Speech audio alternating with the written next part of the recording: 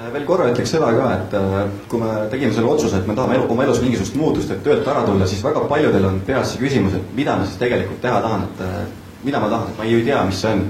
Et ega me panime lihtsalt kirja oma taotlused, et ega me ei teadnud ka väga täpselt, et millised need tegevused on. Et kui seda nimekirja nägite, siis siin oli väga palju tegevusi, et mis me oleme kõik teinud. Et üks asi on viinud teiseni, et mingisugune muutus loob vähemalt mingisugused eeldused selles, et midagi elus muutub. Et sa jõuad lõpuks lähemale sellele, et mida sa tegelikult soovid.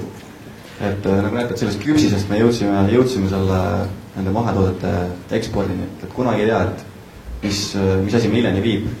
Et üks vana samuraide tarkus on ka, et kui sa ei tea, mida teha, et siis te alati samm edasi.